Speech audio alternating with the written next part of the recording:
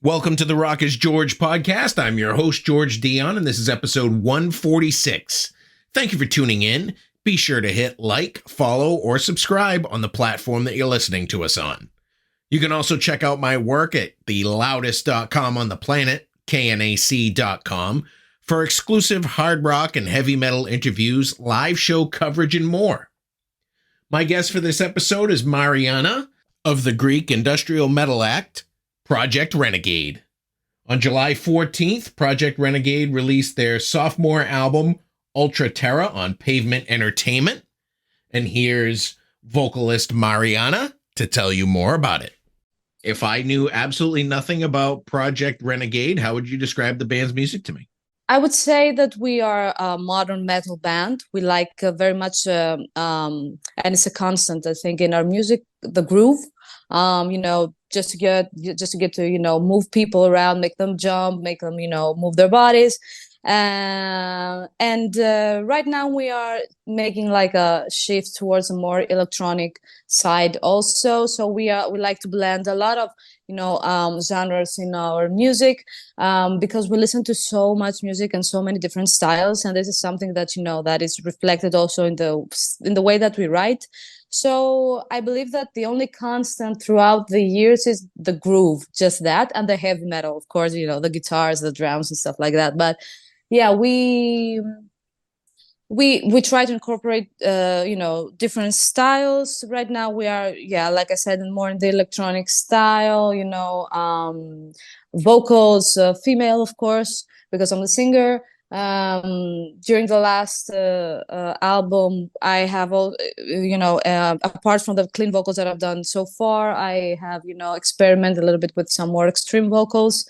And I should say that if you want to put a umbrella label above all that, it's modern alternative metal, something like that. Project Renegade has formed sometime around 2019. How did everybody get together to form the band?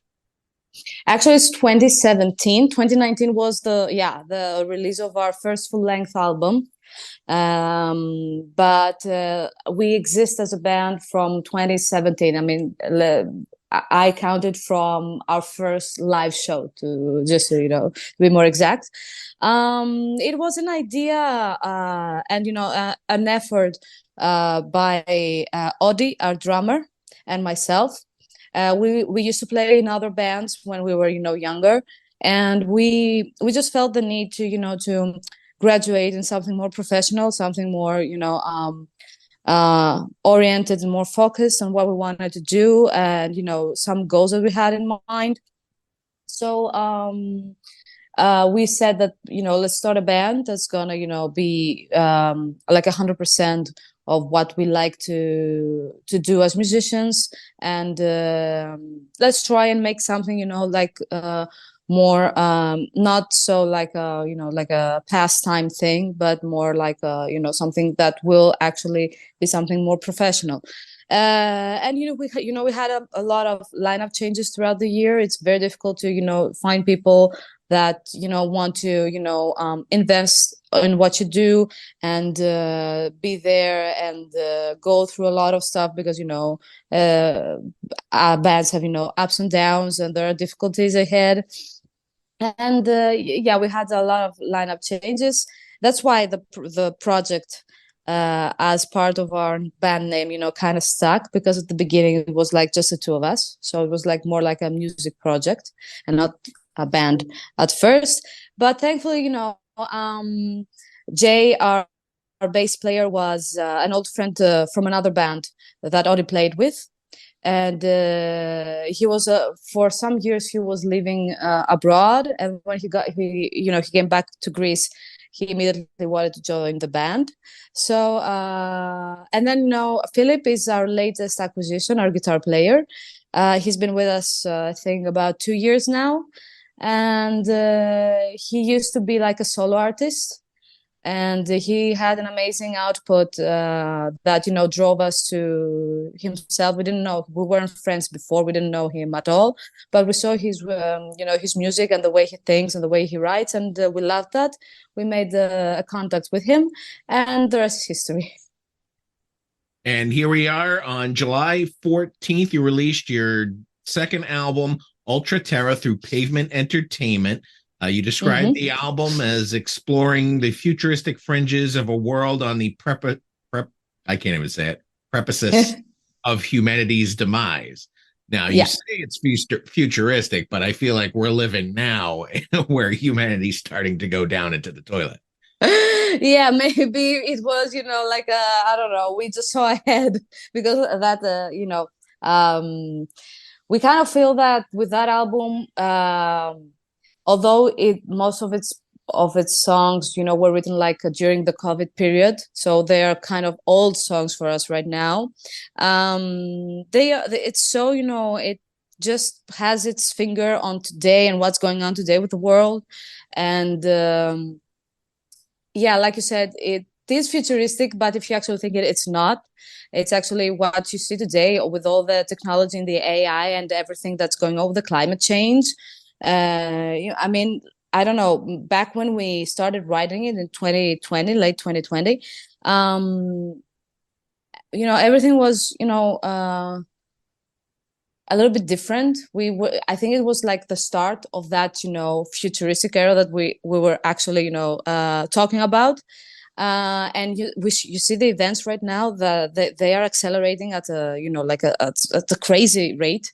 So yeah, it's not a concept album, but it's message, and what we want to say through our music is that everything that we do to the planet, to ourselves, to the way that we have structured our societies and our our political systems and everything, it's kind of like going away from the humanitarian values that the society should have. And technologies and the technological advancement is something very good, but in the end we need to like balance everything with educating people, with taking a breath and see where we stand, what effects everything that we're doing is actually having on ourselves, on our homes, on our on the environment, on everything. So technology and advancement and evolution can be really good, but we need to balance everything out with just taking a moment and think before just jump on the next thing and on the next thing for the sake of progress and going forward. We need to just be really careful, because right now everything is literally hanging on the balance, because right now, I don't know, I just opened the TV today and I saw so many floods, fires. Right now the Etna mountain in Italy is just bursting in flames also, and we saw what happened in Hawaii like a week ago. And I mean, there is like I don't know, something is just is ringing a bell for everybody to wake up and see that we are in a crisis right now. And it's really, we need to just take a moment and think what our next steps are going to be as as a society and as humanity on a whole other level. Because the next steps, what we're going to decide about what's going to happen next, I think is going to be crucial if we're going to survive in the end. Because you see that everything is going downhill really, really, really fast, year after year. And we try through our music and through our through the means that we have to just help people just take a moment and think what's going on, and just look around and just think about what each of us can do in order to make everything better, and help the community and the society as a whole for us, because we cannot just do that individually. We need to take actions as countries, as as even as a planet. Everybody needs to be on board for that. Well, you mentioned the fires in Hawaii recently. You wrote a song about fires in your homeland that occurred July 23rd, 2018, and you titled that song 23. So if you want to talk a little bit about the meaning of that song. Just to say that I do not want to trigger anybody, because the thing in the wildfire in Hawaii just happened like a few days ago, and there are so many people missing. There are so many people that we do not know their whereabouts, and it was what happened there is exactly what happened here in our home country in 2018. It was like a village near the sea, by the sea. And there was a huge wildfire, and a lot of people died in that wildfire, over 100. And our drummer's house was there, and got burned out along with other houses. And thankfully it was his family's house, and thankfully his family was away, got out in time, just a couple hours before everything went to hell. And we wanted to make a tribute song to that wildfire, because I think it was something that was so shocking for the Greek society, and just showcase the fact that the government was just absolutely no use at all during that period. And when we went back there, when everything got everything settled down a little bit, and the fire was put out, we went there and saw what happened. And the catastrophe was like, it was really shocking, because you could see the houses, you could see the trees, you could see, it was almost like you were going in a war zone. It had that absolute silence that is so thick and so deafening, and you just know that something bad happened in that place. It is very, I have never experienced something like that. I feel that if go to a battlefield after a battle, it's exactly how you would feel. And it was really emotional going back there, because there were also firefighters just pulling bodies out of debris, and there were people looking for their family. I was on a rock close to the sea, and there were like two girls who were showing us a picture of their mother, and they said, have you seen her? And that's that's tragedy happening before your eyes. So we wanted to make something something that would help, would be a reminder for people to just think about all those people, and how they were sacrificed actually in that fire. And the crazy thing is that the government didn't do anything. The Coast Guard was in a port near there, and one of the main ports of Athens, and nobody gave like an order to come rescue people. And everybody was totally useless that day. It was crazy. It was really, really, really crazy to see that nobody was doing anything except for the firefighters who were just so few. They couldn't do anything actually. And for Audi, 23 is a recurring number that he keeps saying it over and over in his life, because his house was on number 23, and right now his house is on number 23. The wildfire happened on July 23rd, so it was very fitting to just do that, and name the song after that number. And I hope really that I deeply hope that people will be more alert and more prepared for everything that's going to happen. Right now there's so many fires happening around the world, and the governments and the system, the firefight system, needs to be supported, and needs to be people need to invest in that, and just be alert on everything. And also individuals shouldn't most of the fires are caused by humans, because we think that everything's okay. It's okay to light a fire, it's okay to just do a barbecue here or there, but it's not okay.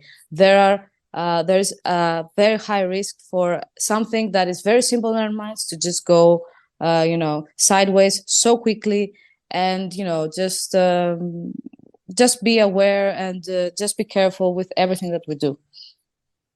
So let's switch gears a little bit to something a little more happier. Yeah. Now we've covered the sadness and doom and gloom in the world.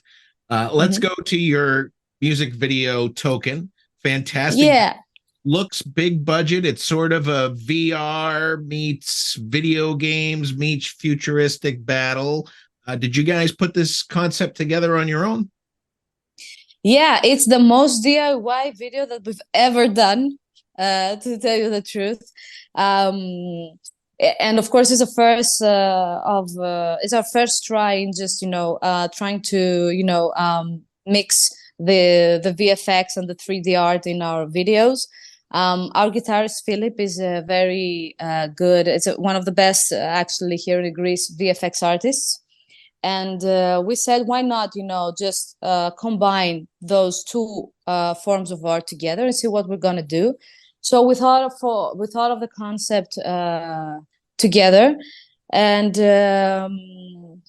we did a lot of pre-production before going on the recording studio to shoot the video. I had to learn, of course, combat moves, and I had just learn how to handle the katana sword, because it was something that I've never done before, and it was really, really, really fun to do. And there was a lot of work before. We just had to nail everything down, from lights to movements to everything, because when you just have in the surroundings a VFX and stuff that you do not know, you do not see, you need to be very careful on how you move, because anything that you do just actually reacts with that environment. And it was really fun doing, and Philip did an amazing job afterwards after we shot the video. And he just kept, if I show you the pictures and the first ideas that we had, it was so simple in comparison with the outcome. And we were just seeing what we had as an original idea, that we said at first, okay, that's amazing, and what we got in the end, which was like 100 times even better. Are you guys going to put together another music video for a different song? Yes, of course. We will for sure do more videos for the album, and we've already done 2 singles apart from Token before during the last years, for Blood Witch and The Fix Is In, but we also want to do for other songs. And when we were done with the Token video, we were so tired and spent because it was so much work. And then we saw that last scene where I'm wearing the VR, and it's like a cliffhanger, and we're like, okay, we need to do the sequel of that like immediately, because we want to see what's gonna happen next.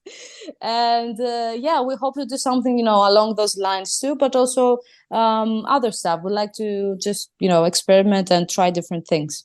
Ultra Terra only available digitally right now. Is there a chance for physical copies in the future? Yes, we have the artwork ready. We have prepared that.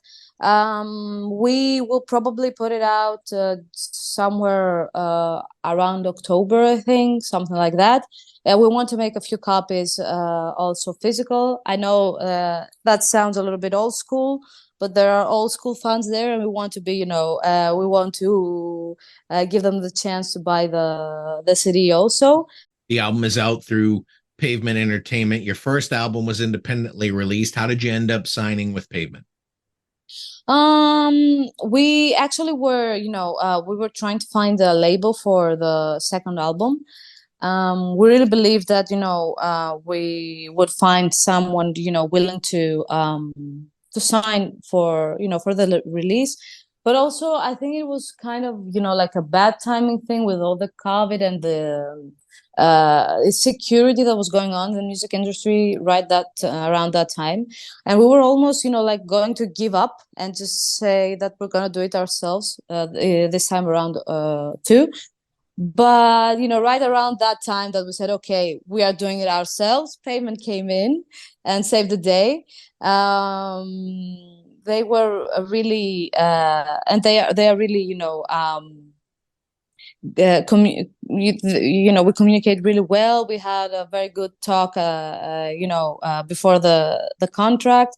We were really happy with, the fact that they recognize that what we're doing, we do it in a professional way, and we just, we like to put our attention to the details and to, take everything very seriously, and and they recognize that we are 100% invested in doing that in a professional way.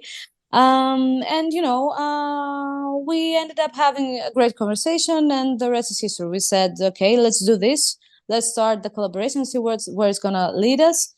Pavement is also like it's our way into the US market, which we didn't have the chance to do so much before. And we really believe that we our music and us as people have a good connection and a good we will be able to have a good communication with the US audience. So I think it was the perfect deal, the perfect match at the perfect timing. Project Renegade is currently playing festivals. You recently did the Masters of Rock Festival in the Czech Republic. Looked like it was a fantastic show. Was it everything that it looked like in pictures? For us, yes. I don't think it was really hot there for the Czech people. Not for us, because as Greeks we are used to way higher temperatures. So I think it was a little bit difficult for the audience, but they were troopers, and they were there to show their support even in the blazing sun. It was a really nice experience. It was our second time going to the Czech Republic, and also we had fans from the last year who came, and we saw you last year, and we came here for you also to check you out this year too. It was really nice, and festivals are always nice to play to. You just meet a lot of people. They have like a it's like a big celebration, a big fan, a big fair there, and we are really happy that we get a chance to play those festivals. We also have an upcoming festival in Switzerland in a few days, and it's our first time in Switzerland, so we are really, really, really excited for that one too. And we just keep them coming. Now, you mentioned festivals, good way to meet new people, new fans. Did you get to meet any musicians that you either look up to or are a fan of their music? Yes, throughout the years we've met a lot of musicians that that we look up to and have been our heroes. Personally, for me, the greatest moment of that has been meeting Amy Lee backstage when we supported them, when we supported Evanescence in Kiev in Ukraine a few years back. We have met a lot of people. We have met some people from Bullet for My Valentine, Ginger, Within Temptation. Actually, we had a very good round with Within Temptation last year, because we played a few festivals together, and many musicians. And it's also really fun to get to know other musicians, because you just when you're a fan and when you just listen to them, you're just kind of how's he or she gonna be? Are they gonna be cool? Or are they gonna be like a bit distant, or whatever? So it's really fun, getting to know them and just seeing that they're really nice people, very down to earth, very ready to talk, and to just make a good conversation with you. So I think it's one of the perks of going to festivals, going to to live shows, and just meet all those amazing musicians and sharing experiences and sharing, and get to ask them also questions, because they have so much experience, and you can learn a lot from them. Are you planning on sticking with just festival appearances, or are you going to plan like a little local tour for yourself? We hope that during the winter and spring we will be able to do a tour as soon as possible. We really want to jump on a tour and get that experience, because it's something that we've never done before. We just, we've done one-offs, festivals, and special guests, supporting other bands, and we really do hope to be part of a tour, and especially maybe landing a tour in the US as soon as possible. We really want to come and play there. Let's hope that everything pans out and we actually realize that. Do you have any other music projects outside of Project Renegade, or is that it for you? For me, there are stuff that I'm doing on the side, because my main career, I am a professional musician, and I also do stuff with if I have to do a recording for another band, and stuff like that. But that's not something that in a steady way, like with Project Renegade. They're not my projects. I'm just like maybe a guest vocalist or a guest producer, or I don't know, whatever, in whichever capacity. The same goes for Audie, our drummer. He's been recording artist for other projects also, but our main band, our main love, and our, all of our efforts is 100% going in Project Renegade. Well, those are all the questions I have for you today, Marianna. The new album, Ultra Terra by Project Renegade, is out now. Pavement Entertainment. Great album, and I thank you for joining me tonight to talk more about it, and I wish you the best in the future. Thank you. It was an honor being in your show, and thank you very much for inviting me. Once again, I want to thank Marianna of Project Renegade for coming on the Rock is George podcast. Be sure to check out their latest album, Ultra Terra, out now through Pavement Entertainment. Head over to your favorite music streaming app, take a listen to the album. If you like what you hear, buy a physical copy, support the artist. For all things Project Renegade, head over to their official Facebook page, /PREN band. I also want to thank Barbara Papa George and Pavement Entertainment for making this interview possible. You've been great. I've been George Dionne. Discover your next favorite artist on the Rock is George podcast.